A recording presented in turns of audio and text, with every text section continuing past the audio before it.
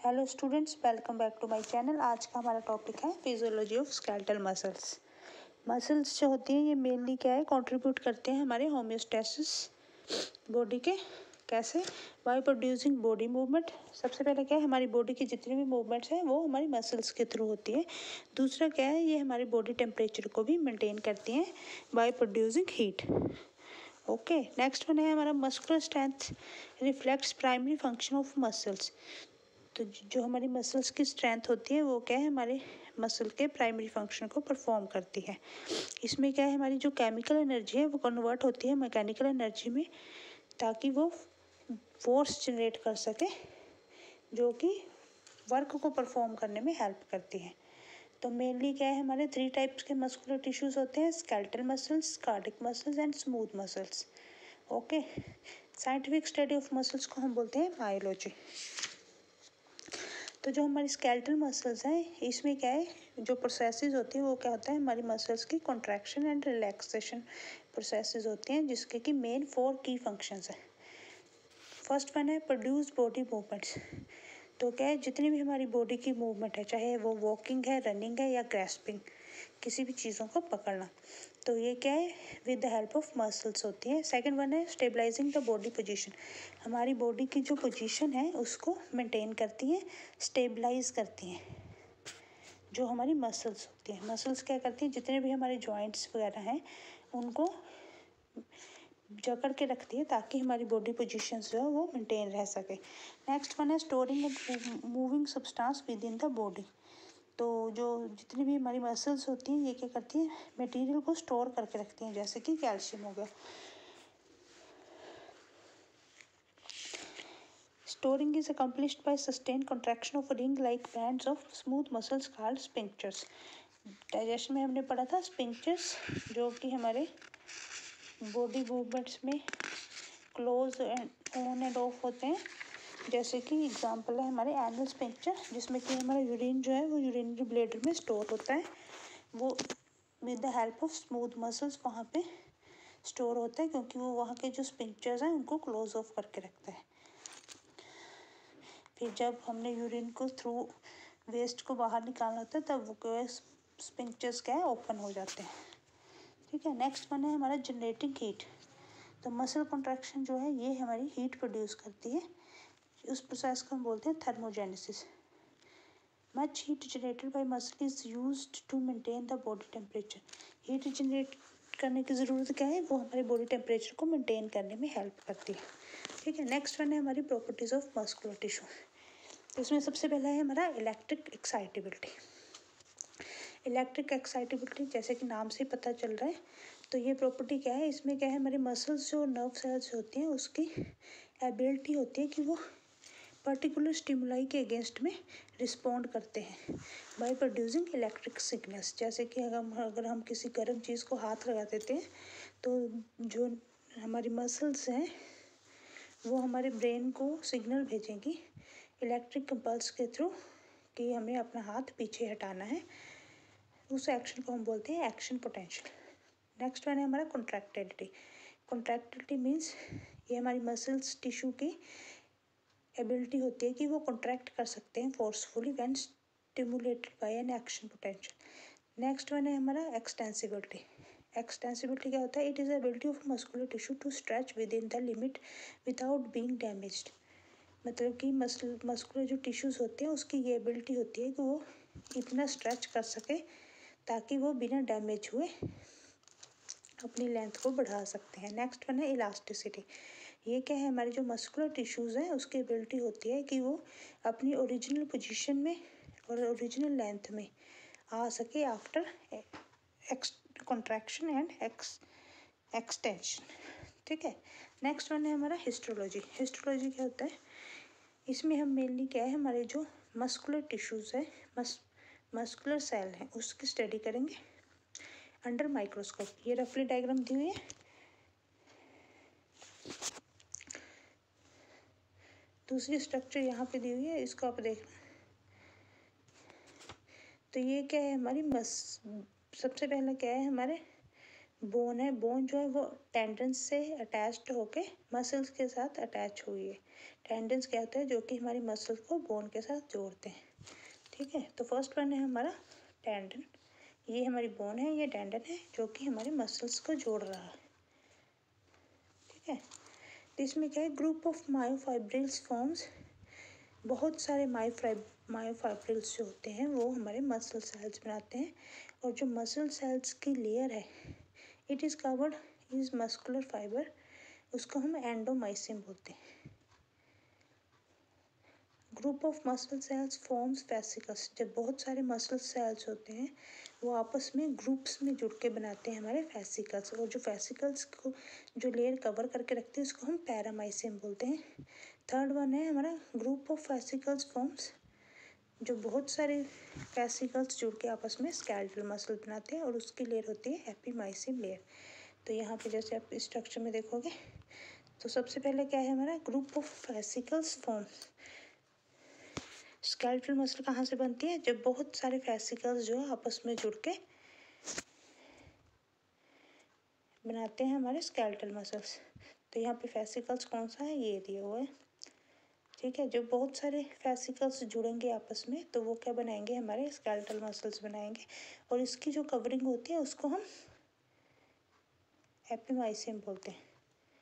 ये शॉर्ट में मैंने नोट्स बनाए हुए हैं, इसको देख लो ना। बहुत सारे मास सेल्स के ग्रुप्स जो हैं वो बनाएंगे हमारा वेसिकल्स। सबसे पहले क्या है हमारा स्केलेटल मसल था। स्केलेटल मसल जो है वो बना होता है ग्रुप ऑफ वेसिकल्स से, और जो ग्रुप ऑफ वेसिकल्स होते हैं ये बने होते हैं ग्रुप ऑफ मस्कुलर सेल्स से, और जो मस्कुलर सेल्स होते हैं ये बने होते हैं हमारे मायोफाइब्रिल्स से। ठीक है, तो यहाँ पे स्ट्रक्चर में देख लेना, इन सब सारों की कवरिंग बताई हुई है कि जो वेसिकल्स की कवरिंग वो एपिमाइसिन लेयर, उसकी लेयर होती है एपिमाइसिन। जो मसल सेल्स की कवरिंग होती है वो होती है पैरामाइसिन, और जो मायोफाइब्रिल्स की कवरिंग होती है वो होती है एंडोमाइसिन। ठीक है, तो इसको थोड़ा सा डिटेल में देख लो। Each skeletal muscle is separated organ composed of 100 to 1000 of cells called muscle fibres. तो कहते हैं जो हमारी स्केलेटल मसल्स होती हैं ये एक तरह से सेपरेटेड ऑर्गन होते हैं जिसमें कि हमारे 100 to 1000 सेल्स प्रेजेंट होते हैं, जिसको हम मसल फाइबर और मायोसाइट्स भी बोलते हैं। तो मसल जो वो बनती है मसल सेल्स से, वो सेल्स जो होते हैं 100 to 1000 होते हैं, क्योंकि उनकी इलोंगेटेड शेप होती है।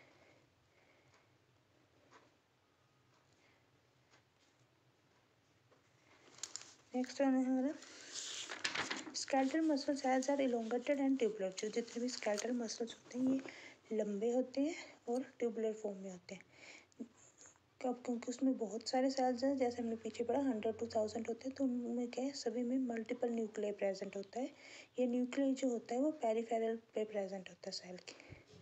स्केलेटल मसल जो होती है वो स्ट्रेट होती है। It has alternating pattern of light and dark bands. इसमें क्या है ये लाइट और डार्क पैटर्न्स प्रेजेंट होते हैं। Skeletal muscles contain connective tissue surrounds muscular fiber, blood vessels and nerves। तो skeletal muscles जो होती है इसमें क्या है हमारे connective tissues भी जुड़े होते हैं, हमारे cells blood vessels से और nerves से जुड़े होते हैं। नेक्स्ट वन है हमारा fascia। It is the sheath of stringy connective tissue surrounds every part of body। Fascia जो होते हैं ये क्या होता है, एक शीट होती है हमारे कनेक्टिव टिश्यूज़ की जो कि हमारे बॉडी के हर पार्ट को कवर करके रखती है।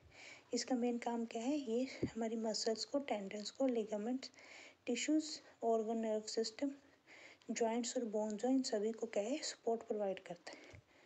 3 layer of connective tissue extends from fascia to protect and stretch skeletal muscles are. अब 3 लेयर जो हमने पीछे पढ़ी जो कि हमारे कनेक्टिव टिश्यू की जो कि कवर करके रखती है हमारी स्केलेटल मसल को, उसके नाम है एपिमाइसिन, पेरिमाइसिन और एंडोमाइसिन। All 3 connective tissues may extend beyond muscle fibers to form rope-like tendons that attach a muscle to peristonium of bone। तो क्या है ये जो ये तीनों लेयर्स हैं इसके अलावा क्या है जो ये कहते हैं इतनी ज़्यादा एक्सटेंड हुई होती है क्योंकि ये हमारे मसल फाइबर जो है उनको रोप लाइक स्ट्रक्चर बनाती हैं जो कि हमारी मसल्स को बोन से जोड़ने का काम करती है। ठीक है, नेक्स्ट क्या है हमारी कुछ मसल्स की टर्मिनोलॉजी जो हम यूज़ करते हैं। सबसे पहला है मायोफाइबर और मायोसाइट्स। ये क्या होता है, हमारा मसल सेल होता है। सेकंड वन है हमारा सार्कोप्लाज्म। सार्कोप्लाज्म जो होता है ये साइटोप्लाज्म की तरह होता है। जैसे सेल का साइटोप्लाज्म होता है वैसे मसल सेल्स का साइटोप्लाज्म को सार्कोप्लाज्म होता है। कोई भी टर्म जिसके आगे हम सार्को लगा हुआ है वो क्या है, हमारे रिलेटेड टू मसल्स है। नेक्स्ट वन है सार्कोलेमा। सार्कोलेमा क्या होता है, plasma membrane of muscle cells. These are specialised invaginations of sarcolemma that runs transversely these invaginations called टीट्यूब्यूल्स।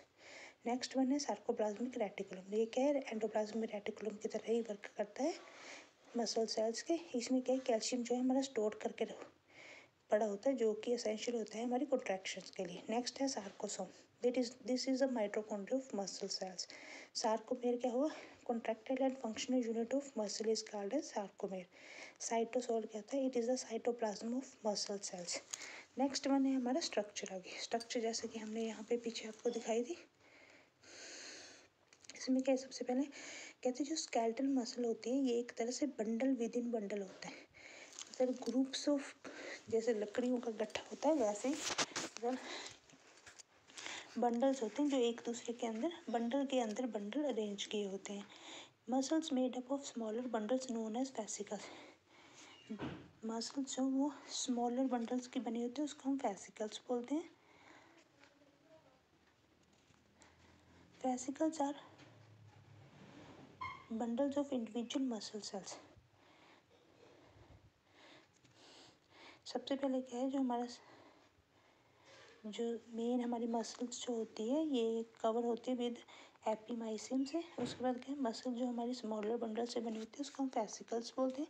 ये वेसिकल्स जो होते हैं इंडिविजुअल मसल सेल्स से बने होते हैं और ये जो सराउंडेड होते हैं by connective tissue sheath called as perimysium. Next one है each vesicles made up of several muscle cells known as myocytes. अब जो वेसिकल्स हैं वो हमारे मायोसाइट्स से बने होते हैं।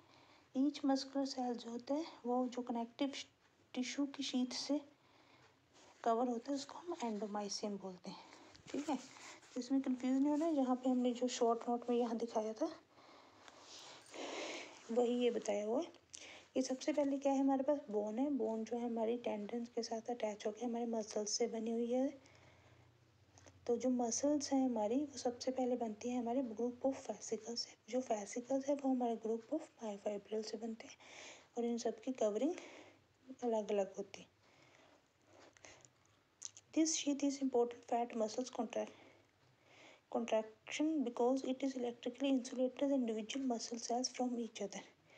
जो एंडोमाइसियम होती है ये शीट जो होती है कहते हैं वो इम्पोर्टेंट होती है मसल्स कॉन्ट्रैक्शन के लिए। क्यों, क्योंकि ये क्या है, इंसुलेट करके रखती है हर एक इंडिविजुअल मसल सेल्स को एक दूसरे से। At the end of the muscles all the connective tissues sheet coverage to form tendon that connect the muscles to its attachment site. कहते हैं मसल्स के एंड पे जितने भी कनेक्टिव टिश्यूज जो है वो टेंडन से कवर हुए होते हैं जो कि हमारी मसल को कनेक्ट करते हैं उसके attachment sites. Each muscle fibre contains all the organelles that we find in other cells. बाकी मसल फाइबर में क्या है वो सारे ऑर्गेनेल्स प्रेजेंट होते हैं जो कि एक नॉर्मल हमारे सेल में होती हैं। ठीक है, तो ये इसकी स्ट्रक्चर थी। स्ट्रक्चर में मेनली क्या है, आपने ये जो 3 पॉइंट मैंने यहाँ पे बनाए हैं इनको याद रखना है, ये इसकी पूरी स्ट्रक्चर में आ जाएंगे। ठीक है, तो आज का टॉपिक इतना ही था। Thank you very much.